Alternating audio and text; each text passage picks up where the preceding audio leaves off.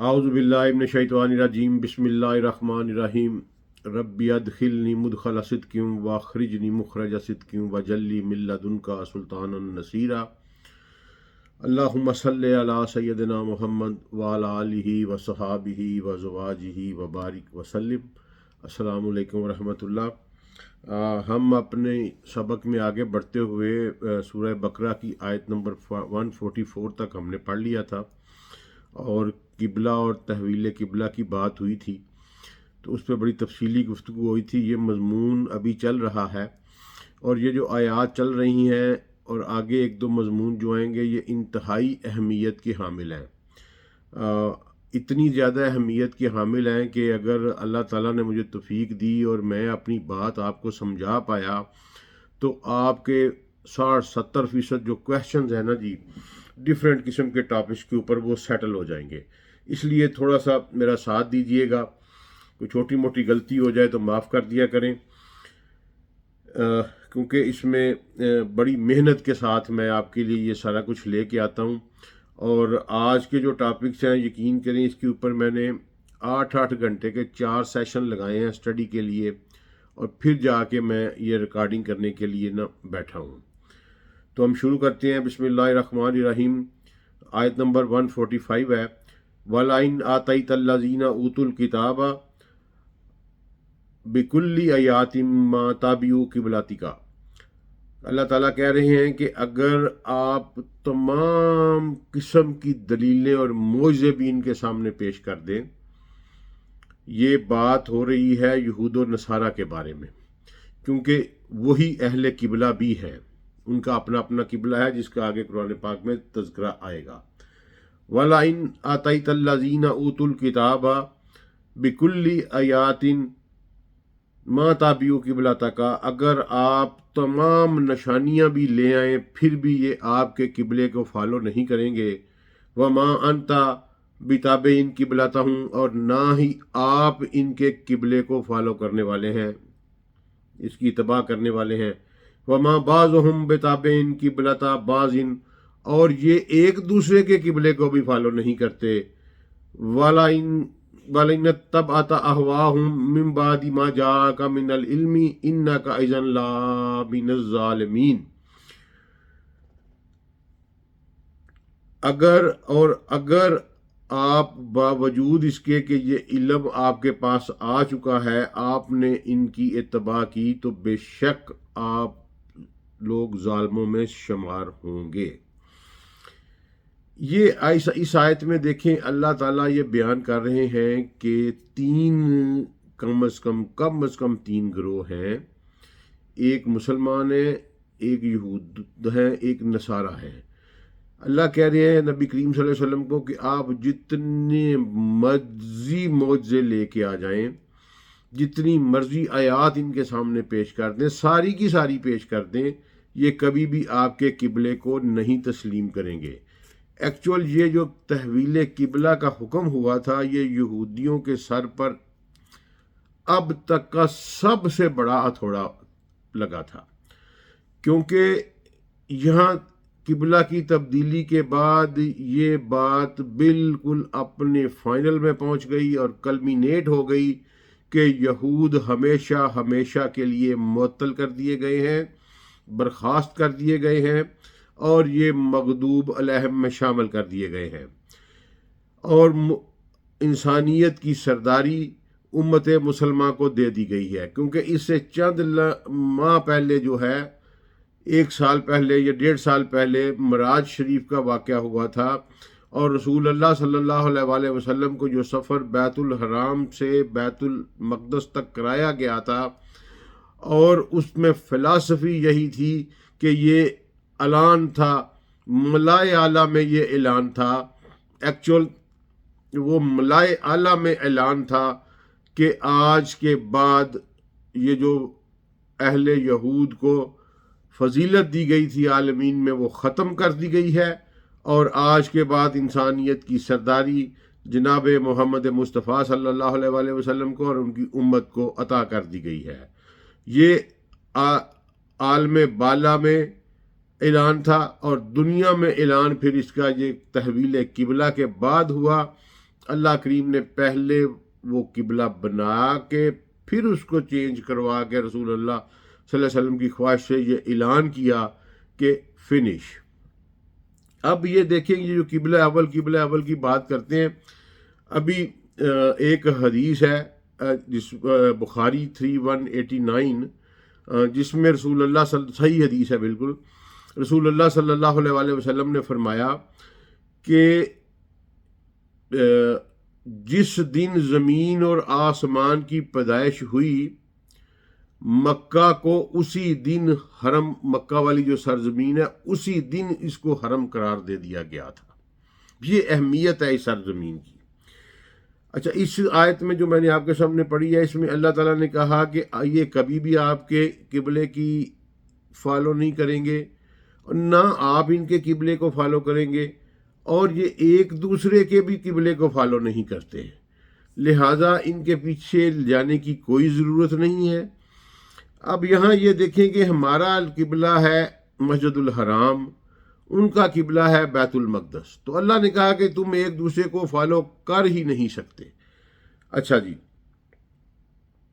اس کے بعد بڑی ہی معروف اور بڑی مشہور آیت آ رہی ہے، الذین آتیناہم الکتاب یعرفونہ کما یعرفون ابناءہم وان فریقا منہم لا یکتمون الحق وہم یعلمون۔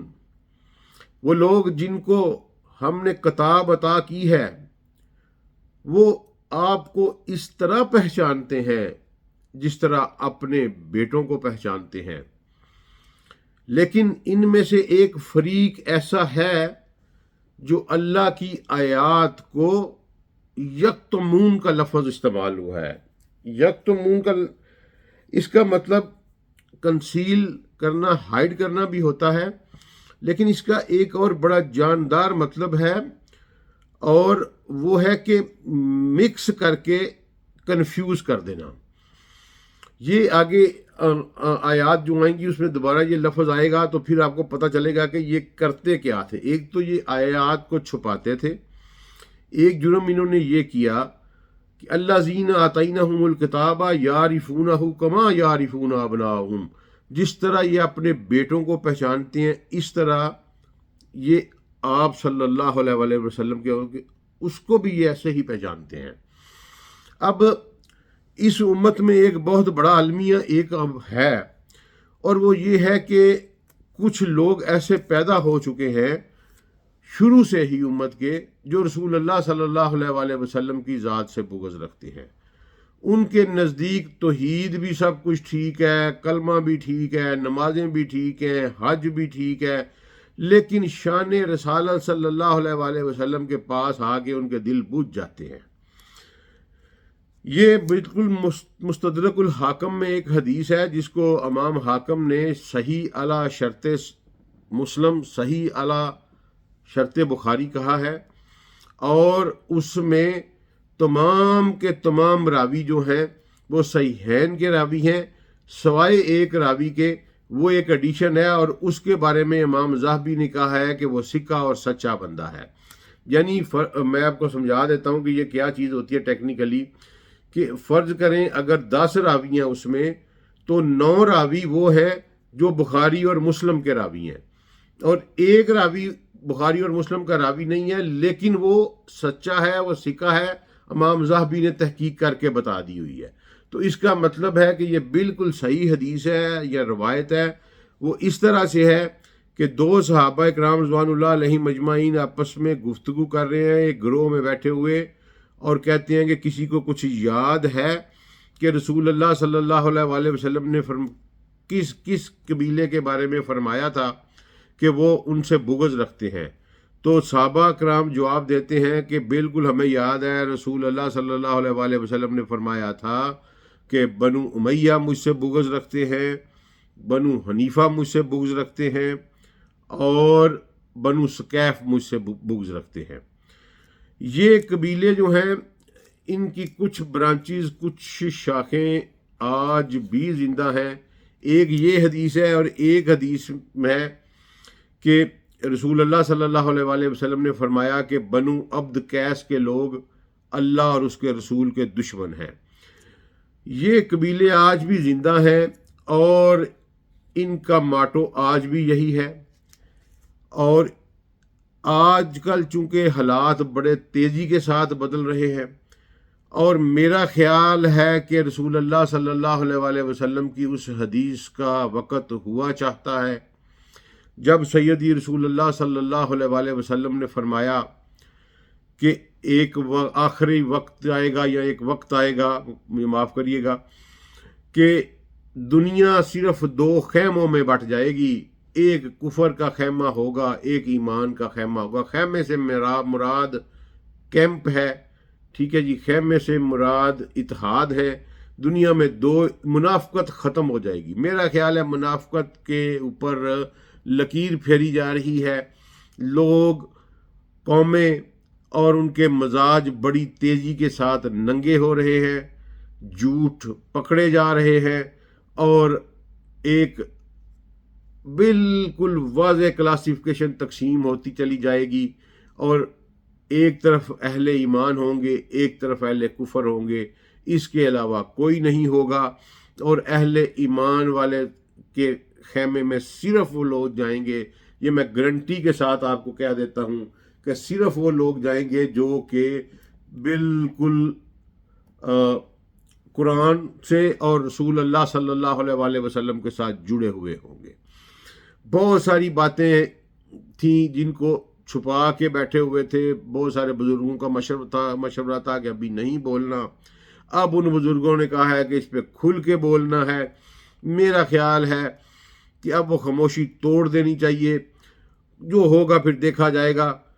یہ آیت میں بھی اسی طرح کے کچھ ہمارے اردو کے نام نہاد مترجم جو یا تو جاہل ہیں یا بغض رسول کی مرض میں مبتلا ہیں، انہوں نے اس آیت میں یہ کہا کہ جناب یہ تو یعرفونہ، یہ تو کہہ رہے ہیں جی قرآن کے بارے میں ہے کہ یہ قرآن کو اس طرح پہچانتے ہیں جس طرح اپنے بیٹوں۔ دیکھیں مثال بھی، اللہ کو مثال دینی بھی نہیں آتی، یعنی اللہ یا تو یہ کہتے ہیں نا کہ یہ اگر قرآن کو کہتے ہیں یہ قرآن کو ایسے پہچانتے ہیں جیسے اپنی تورات کو پہچانتے ہیں۔ اب کتاب کو پہچانتے ہیں ایسے جیسے اپنے بیٹوں کو۔ یہ کوئی مثال نان سینس ہے، کامن سینس پہ اپیل ہی نہیں کرتی۔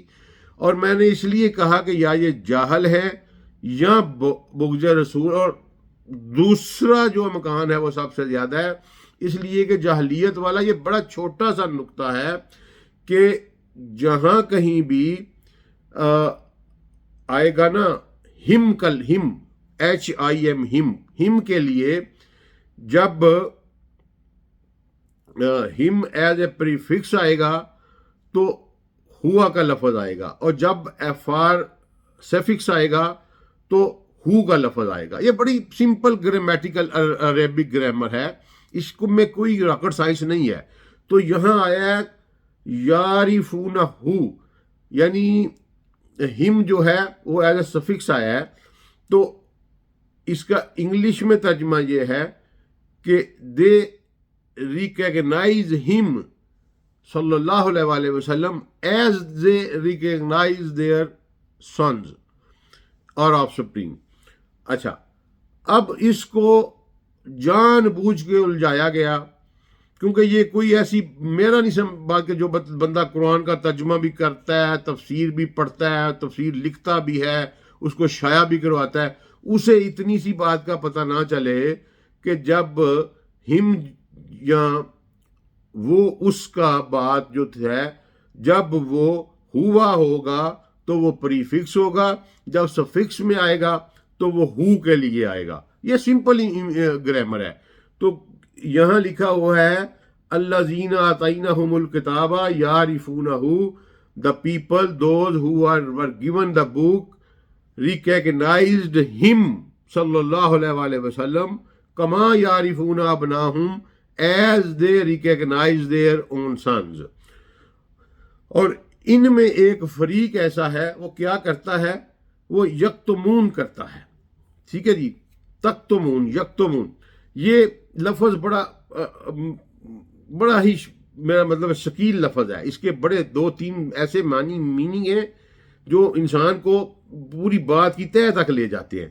ایک تو میننگ اس کا یہ ہے کہ کنسیل کرنا، ہائڈ کرنا۔ ایک میننگ اس کا یہ ہے کہ کوئی چیز مکس کر کے کنفیوژن پیدا آلٹر کر کے کنفیوژن پیدا کر دینا۔ تو یہ دونوں کام یہودی یہ کرتے تھے۔ کیسے کرتے تھے؟ میں نے کیوں کہا کہ آج ذرا کھل کے بولیں گے، آپ کو اس ویڈیو کے تھم نیل سے ہی حیرت ہو جائے گی، لیکن ذرا آگے چل لیتے ہیں۔ اگلی ہے الحق من ربک کا فلا تکونن من الممترین۔ آپ کے الحق من ربک کا، آپ کے رب کی طرف سے پیور حق ہے، اور خبردار آپ میں سے کوئی شک کرنے والا، ممترین کہتے ہیں سسپیشیس، کوئی بندہ شک میں مبتلا نہ ہو جائے۔ جو کچھ میرے رب کی طرف سے نازل ہو رہا ہے یہ 100% حق ہے۔ اچھا جی، آگے چلیے۔ پھر وہی بات ہو رہی ہے قبلے کی۔ وَلِكُلٍّ وِجْهَةٌ هُوَ مُوَلِّيهَا فَاسْتَبِقُوا الْخَيْرَاتِ وَلِكُلٍّ وِجْهَةٌ هُوَ مُوَلِّيهَا فَاسْتَبِقُوا الْخَيْرَاتِ۔ ہر شخص کے لیے وجہتن ایک سمت ہے، ہوا مولیہا جس کی طرف وہ اپنا منہ موڑتا ہے، فاستبقوا الخیرات سو تم اچھے کاموں میں پہل کیا کرو۔ اللہ کہہ رہے ہیں کہ ہر شخص کا ایک عقیدہ ہے، اور ہر شخص اپنے اسی عقیدے کی طرف ہی منہ کرتا ہے۔ تم بھلائی کے کاموں میں جو ہو وہ پہل کیا کرو۔ اینما تکونوا یاتی بکم اللہ جمیعا، تم جہاں کہیں بھی ہوگے اللہ تعالیٰ تمہیں اکٹھا کر دے گا۔ ان اللہ علی کل شیء قدیر، بے شک اللہ ہر چیز پر قادر ہے۔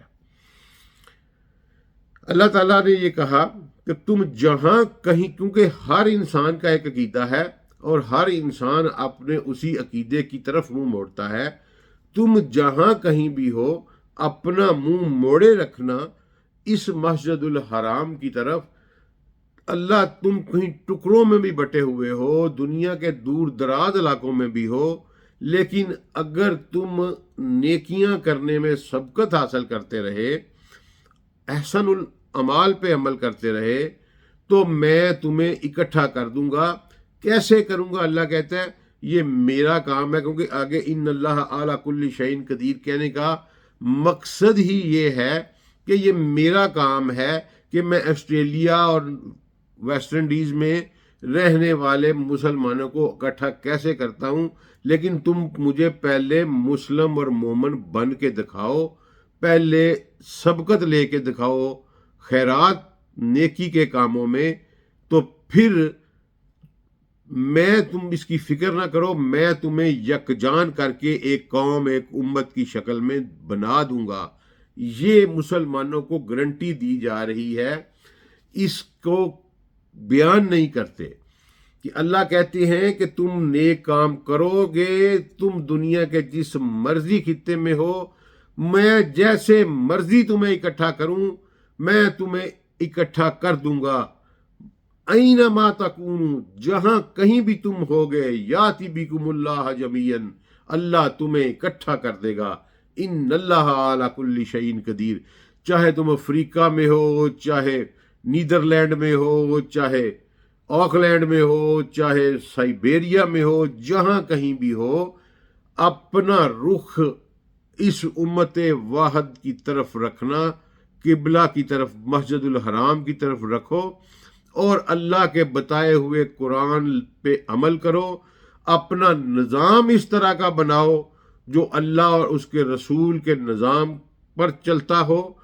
آج نظام کی بات جو ہے وہ اہمیت اختیار کر جائے گی انشاءاللہ، اور یہ بات اب چل نکلی ہے، یہ اب کہیں رکے گی نہیں، کیونکہ آیات واضح ہونا شروع ہو گئی ہیں کہ اللہ تعالیٰ نے یہ فیصلہ شاید کر لیا ہے کہ اب ایمان اور کفر میں دنیا کو تقسیم کر دیا جائے گا۔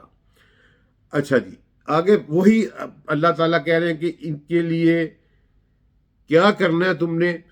وَمِنْ حَيْثُ خَرَجْتَ، جہاں کہیں سے بھی تم چلو نکلو، کوئی سفر بھی اختیار کرو، مشرق سے مغرب کی طرف جاؤ، مغرب سے شمال کی طرف جاؤ، فَوَلِّ وَجْهَكَ شَطْرَ الْمَسْجِدِ الْحَرَامِ، اپنے منہ مسجد الحرام کی طرف پھیر لو، وَإِنَّهُ لَلْحَقُّ مِنْ رَبِّكَ، اور یہی آپ کے رب کی طرف سے حق ہے، وَمَا اللَّهُ بِغَافِلٍ عَمَّا تَعْمَلُونَ، اور اللہ تعالیٰ بالکل غافل نہیں ہے جو عمل تم کر رہے ہو۔ یہ پھر امت واحد کو ایک یونٹی کا لیسن دیا جا رہا ہے۔ یہ جو ڈیلس میں بیٹھے ہوئے نام نہاد عصر حاضر کے مفکر اعظم ہیں، وہ کہتے ہیں اسلام انڈیویجولزم کے لیے ہے۔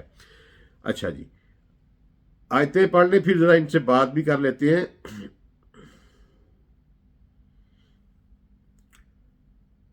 وَمِنْ حَيْثُ خَرَجْتَ فَوَلِّ وَجْهَكَ شَطْرَ الْمَسْجِدِ الْحَرَامِ، اور جس جگہ سے بھی آپ نکلیں، جرنی سٹارٹ کریں، سفر شروع کریں، جی اپنا چہرہ مسجد الحرام کی طرف پھیر لے۔ اللہ دوبارہ دہرا رہے ہیں، وَحَيْثُ مَا كُنْتُمْ فَوَلُّوا وُجُوهَكُمْ شَطْرَهُ لِئَلَّا يَكُونَ لِلنَّاسِ عَلَيْكُمْ حُجَّةً، تاکہ من حیث خرجت فولی وجهك شطر المسجد الحرام، جہاں کہیں سے بھی آپ چلے اپنا چہرہ مسجد الحرام کی طرف پھیر لے، تاکہ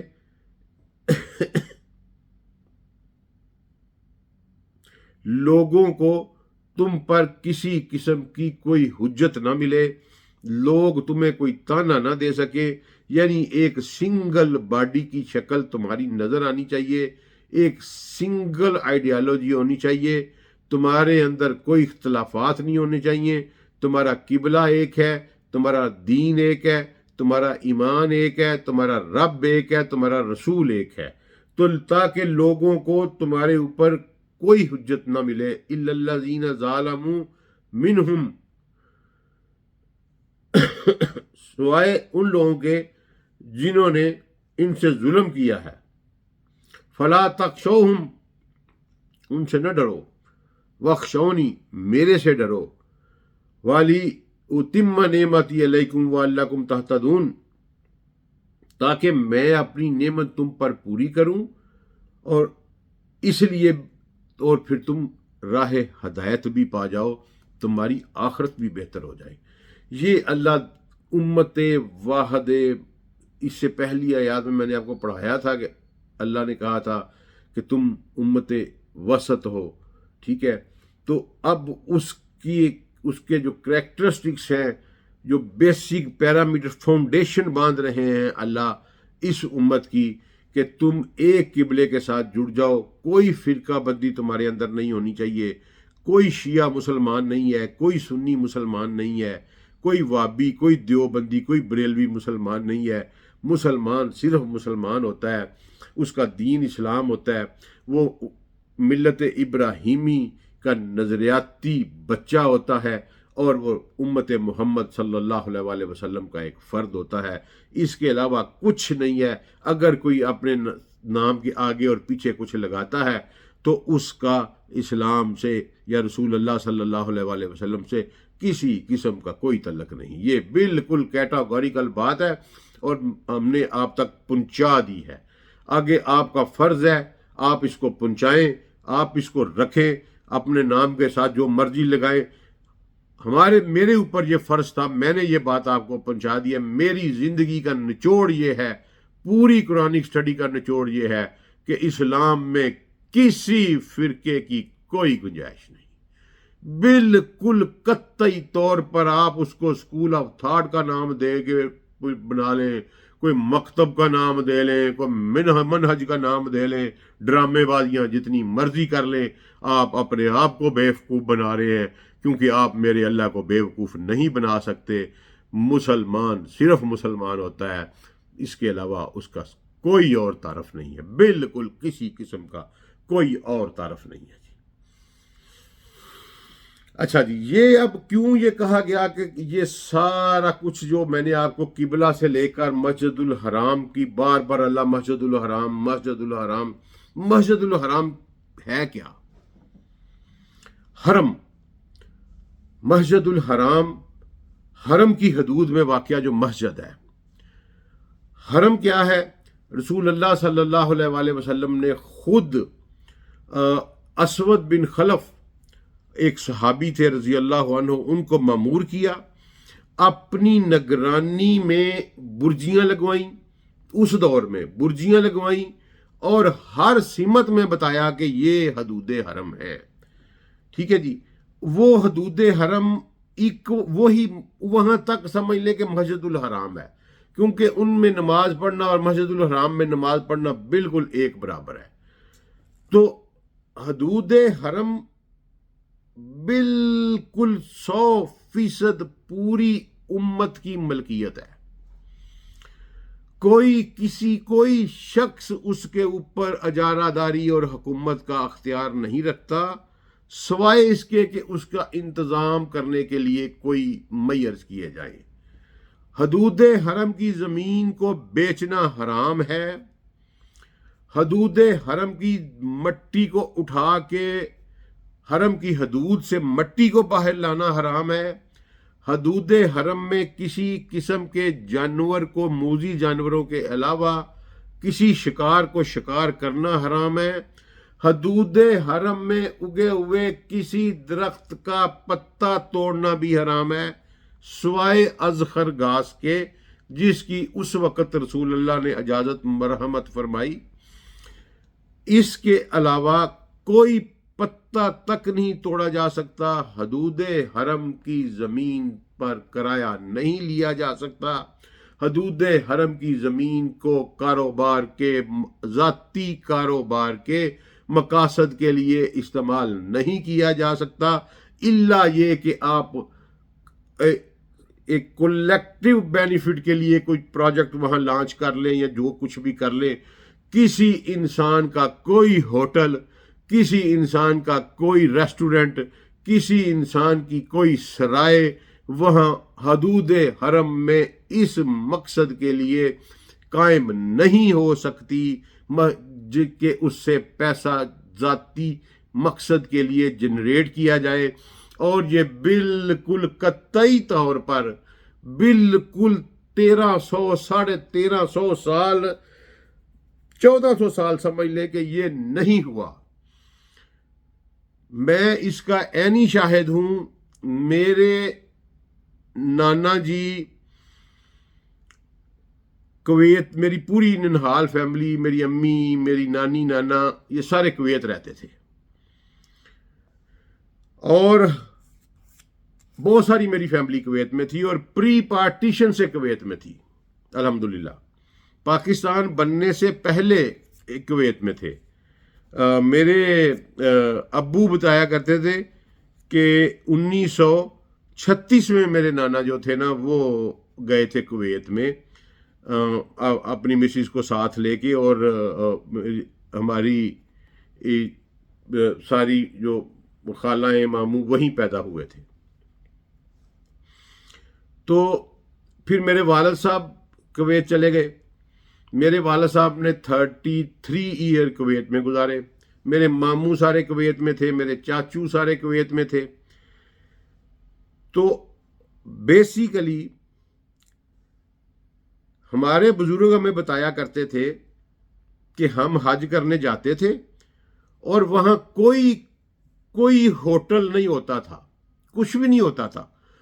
عام کچھ لوگوں نے مالی مخیر حضرات نے سرائیں تعمیر کر کے بڑے بڑے ہال بنا کے چھوڑے ہوئے تھے، باقی کھلی زمین تھی، جو فرسٹ کم فرسٹ بیس پہ آتا تھا اپنا خیمہ لگاتا تھا۔ اور یہ عربی اس وقت بڑے غریب ہوتے تھے، اب تو تیل نکل آیا بعد میں، اس وقت بڑے غریب ہوتے تھے۔ تو اب ہمارے بزرگ کہتے ہیں کہ ہم اپنی خوشی سے ان لوگوں کو دیکھ کے جاتے ہوتے تھے۔ بلکہ میری نانی کہا کرتی تھیں کہ مسالے، آٹا، دالیں، چاول، یہ سارے ہم جتنا اپنا پکا کے گزارا کر کے، تو اس کے بعد جو بچ جاتا تھا وہ سارا عربیوں کو دیا، وہ بڑے خوش ہوتے تھے ہندی مسالے لے کے۔ تو کوئی حرم کی حدود کا کرایہ لینے کا کسی قسم کا کوئی کانسیپٹ نہیں تھا۔ رسول اللہ صلی اللہ علیہ وسلم نے جب فتح مکہ کیا، اس کے بعد جناب سیدنا عمر ابن الخطاب کے دور میں سہیل بن عمر ایک صحابی ہیں جو کہ فتح مکہ کے موقع پر مسلمان ہوئے۔ یہ وہی مشہور و معروف شخصیت ہیں جنہوں نے صلح حدیبیہ میں رسول اللہ صلی اللہ علیہ وسلم کے ساتھ مذاکرات کیے۔ انہوں نے وہاں چار دیواری بنا کے تو لوگوں کو پیسے لے کے ٹھہرانے کی کوشش کی حرم کی حدود میں۔ ان کا بہت بڑا ایک ولگن تھی یا حویلی تھی، اور اس کے اوپر انہوں نے گیٹ لگایا، اور اس طرح جناب عمر ابن الخطاب وہاں گئے اور اس کو کہا کہ اس کو گرا دے۔ اس نے کہا کہ میری ملکیت ہے، تو جناب عمر ابن الخطاب نے کہا کہ اے سردار قریش، گراتا ہے یا تیری کمر کوڑوں سے نیلی کر دوں۔ اور جناب عمر بن خطاب نے وہ پوری کی پوری بلڈنگ مسمار کروا دی۔ آج اور یہ جو شروع ہوا ہے، پریکٹیکلی جو شروع ہوا ہے، یہ آل سعود نے آ کے، جب تک شریف مکہ جو تھے وہ بھی مکہ کے حکمران تھے، اس وقت تک بھی یہ نہیں ہوتا تھا۔ یہ رائز آف آل سعود کے بعد یہ جو یطلع قرن الشیطان من النجد، اس پہ بھی کبھی بات کریں گے انشاءاللہ، جلد ہی کریں گے۔ اب میرا خیال ہے بات کرنی پڑنی ہے، خاموشی توڑنے کا وقت، کچھ کانسیکوینسز ہیں لیکن انشاءاللہ کر لیں گے بیئر، کوئی نہیں، اللہ خیر کرے گا۔ تو یہ انہوں نے آ کے شروع کیا۔ اب آپ جا کے دیکھیں وہاں کمرشلزم کی انتہا ہوئی پڑی ہے، لوگوں کو بے دریغ لوٹا جا رہا ہے، اور ایسی ڈس کلاسیفیکیشن، ایسا غیر مساواتی سلوک جو کہ رسول اللہ کی تعلیم کے خلاف ہے اور اللہ کو ناراض کرنے کے مترادف ہے۔ مثلا اگر کوئی غریب آدمی وہاں چلا جائے تو اس کو رہائش 2 کلومیٹر سے پہلے نہیں ملتی، اور جو امیر آدمی ہے وہ بالکل حرم کے دروازے کے اوپر رہتا ہے، اور ₹1,00,000 روز کا، ₹1.5 روز کا کمرے کا کرایہ ہے۔ اور غریب آدمی جو ہے وہ 2 کلومیٹر جائے اور 2 کلومیٹر پیدل آئے، یا 20 ریال ٹیکسی والے کو دے، یعنی استحصال ہی استحصال ہے۔ حرم کی زمین کے اوپر سب سے زیادہ پروفیٹیرنگ ہو رہی ہے، اور ذاتی حیثیت میں ہو رہی ہے، اور اس کے یہ ظلم اور جبر کے علاوہ اس کا کوئی اور نام نہیں دیا جا سکتا، کیونکہ یہ امت مسلمہ کی مشترکہ ملکیت ہے۔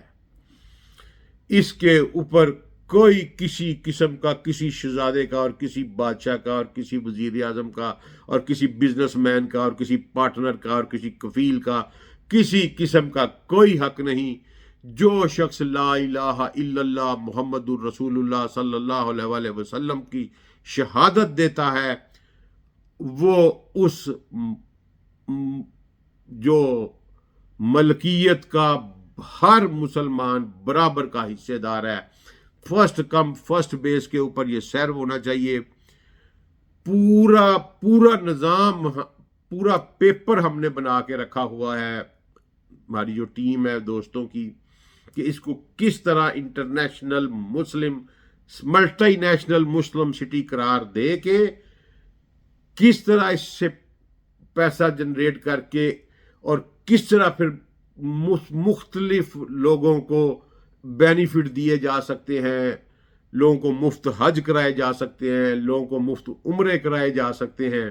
ایک بہت بڑا پلان، ایک بہت بڑی اکنامک ایکٹیویٹی ہے جو اس وقت صرف پلنڈرنگ کی جا رہی ہے اور اپنی عیاشی کے لیے استعمال کی جا رہی ہے۔ وہاں کھڑے ہوئے وہ طوطے جو وظیفہ خور ہیں، اور آج کے نہیں ہے، یہ شروع سے سہیل بن عمر والی یہ مینٹلٹی ہے۔ یہ وہ وظیفہ خور جو ہیں وہ وہاں کھڑے، جناب اگر کسی बेचारे गरीब आदमी सारी ज़िंदगी वो सिसकता रहा, तरसता रहा, ठीक है। अब पता नहीं कमेटियाँ डाली, मैंने कई ऐसे लोग देखे हैं, कमेटियाँ डाली, पैसे इकट्ठे किए, कुछ फिर भी कम पड़ गए, कोई 20,000 उधार लिया, 2-2.5 किलोमीटर जाके दूर रहा, वो आया और उसने फरते जज्बात में अगर दीवार से हाथ लगा लिया रसूल अल्लाह की, तो उसको जनाब वो कुत्ते वाली करते हैं, अल्लाह माफ़ करे, अस्तगफिरुल्लाह, कि इंसान इंसानियत भूल जाता है। उस पर शिरक के फतवे, उस पर बिद्दत के फतवे, उसको फिजिकली टार्चर करते हैं। मसलन मैंने खुद अब इस दफ़ा भी देखा कि एक नौजवान था, पाकिस्तानी था, तो वो जस्ट रसूलुल्लाह सल्लल्लाहु अलैहि बाबुल बकी से सलाम करके निकला, और वहाँ से आप बाहर निकले 10 कदम चले तो ऊपर से गुंबद खजरा नजर आना शुरू हो जाता है। तो वो गुंबद खजरा इस तरह करके देख रहा था और साथ ऐसे उसने हाथ उठाए हुए थे। तो उसको वो बंदा आया, उर्दू बोल रहा था, अरबी लिबास में था लेकिन उर्दू सही उर्दू बोल रहा, पाकिस्तानी लगता था वो भी, या इंडियन होगा। तो वो उसको कहता है कि तुम जाते हो या मैं तुम्हारी खातर तवाज़े के लिए पुलिस बुलाऊं। यानी कि मेरा मतलब एक खीर कर दी उन्होंने, कर दी हुई है।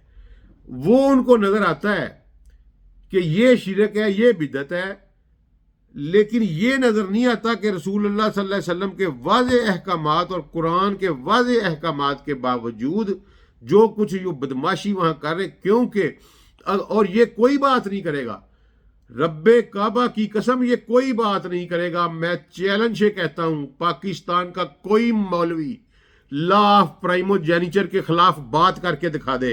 लॉ ऑफ प्राइमोजेनिचर क्या होता है? लॉ ऑफ प्राइमोजेनिचर कैसरो किसरा की सुन्नत है कि भाई के बाद बेटा और बेटे के बाद भाई और भाई के बाद बेटा। ये इससे बड़ा कुफर कोई और इस्लाम में है ही नहीं, इससे बड़ी अल्लाह को नाराज करने वाली, इससे बड़ा शिरक, इससे बड़ी बिद्दत कोई और है नहीं।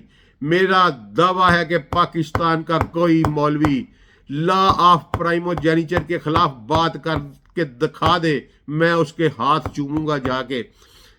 नहीं कर सकता, उसका वजीफा बंद हो जाएगा, नहीं कर सकता। इसीलिए हुसैन को भी गलत कहते हैं, इसीलिए मलूकियत का साथ देते हैं। इसी तरह कोई मौलवी ये फतवा नहीं देगा कि हरम की हदूद से पैसे कमाना हराम है। कोई मौलवी ये फतवा नहीं देगा। ये इन्होंने ही शुरू किया है। ये उम्मत की मुश्तरका मलकियत के ऊपर काबज है, उम्मत का इस्तेसाल कर रहे हैं। मेरा तो वहां जाके बहुत दिल दुख है। देखिए, हमें अल्लाह उसकी मेहरबानी को अल्लाह ने दिया हुआ है यार, लेकिन देख के दुख होता था। मेरा मतलब है कि बूढ़ी बूढ़ी औरतें बेचारी 20-20, 25-25 रियाल लेके हर नमाज के बाद किराया नहीं दे सकती, हरम में उनको बैठने नहीं देते, ठीक है। 2-2 किलोमीटर से पहले उन बेचारों को होट कौन 1 लाख 1.5 लाख रुपए पर डे के ऊपर रूम का किराया कौन दे सकता है? कितने को लोग होंगे?